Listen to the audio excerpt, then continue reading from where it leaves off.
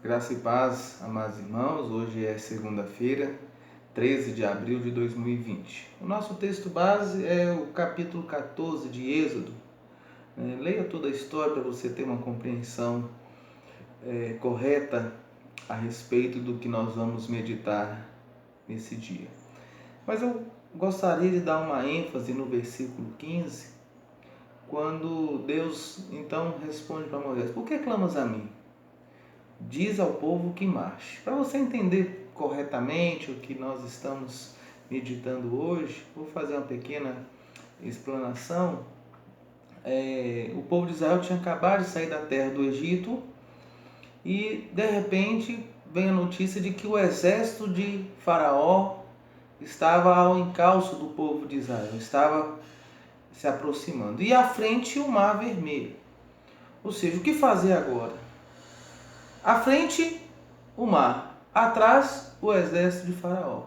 Então o povo começou a murmurar e reclamar com Moisés: por que nos tiraste de lá da terra do Egito? Por acaso não havia, para que morramos aqui nesse deserto? E começaram a reclamar e murmurar contra Moisés. Nós podemos dizer, irmãos, que o que nós estamos vivendo hoje no nosso país e em todo o mundo seja uma situação bem semelhante a esta.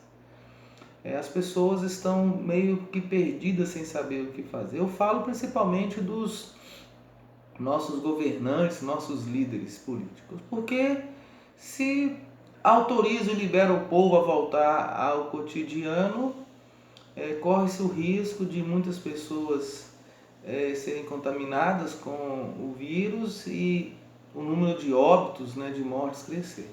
Se proíbem e fazem um isolamento, embora no Brasil não esteja sendo feito um isolamento nem o total e nem o vertical, que é isolar o grupo de risco, está tendo um distanciamento social meio fake news, se libera e faz o isolamento, quebra a economia e com isso muitas empresas quebrando, muitas situações adversas. Então, o que fazer nessa situação? Esse texto nos ensina muito, irmãos, mas muito mesmo sobre esses momentos de crise. Nós vemos aqui que aos olhos humanos não havia solução. Seriam presas fáceis do exército de Faraó que se aproximava.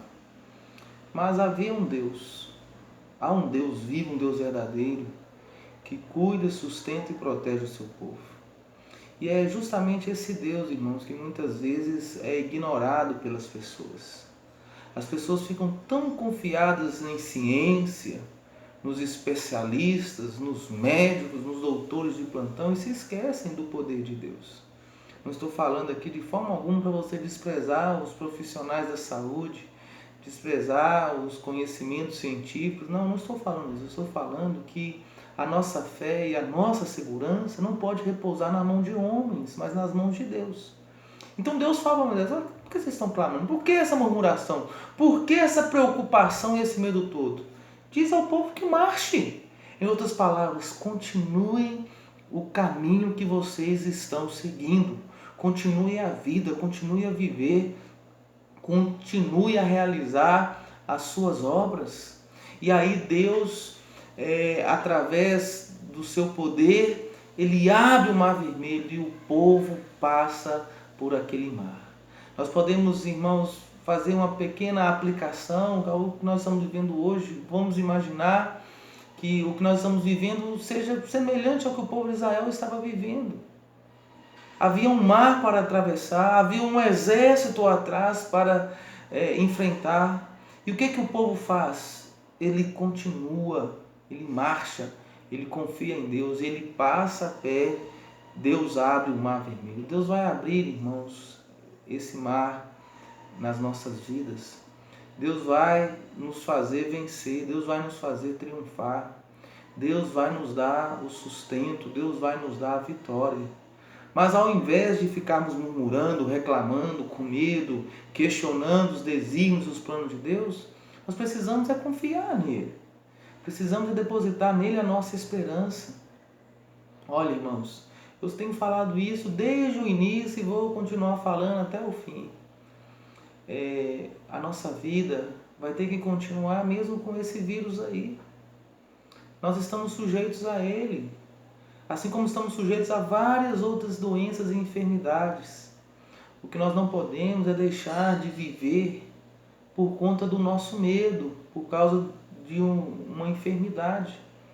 Nós precisamos sim tomar os cuidados, as precauções, mas a nossa fé e a nossa confiança deve estar em Deus.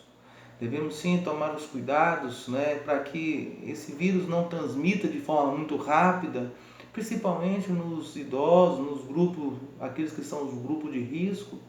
Mas nós não podemos viver com medo, enjaulados, escondidos, como se Deus não tivesse poder, como se a mão do Senhor não pudesse livrar.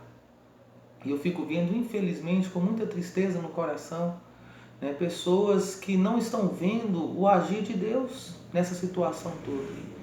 Vai lá depois, pesquisa na internet e vê o número de pessoas mortas e o número de pessoas curadas. Você vai observar que o número de curados é muito superior ao número de mortos.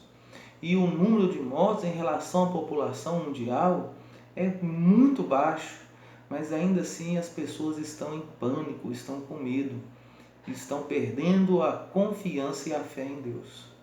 A minha palavra para você nesse dia é: confie no Senhor, entregue o teu caminho ao Senhor, confia nele e o mais ele fará. E marche, continue a sua vida, tome os devidos cuidados, mas não deixe de trabalhar, não deixe de viver, não deixe de aproveitar a vida, não deixe de estar em companhia dos seus familiares.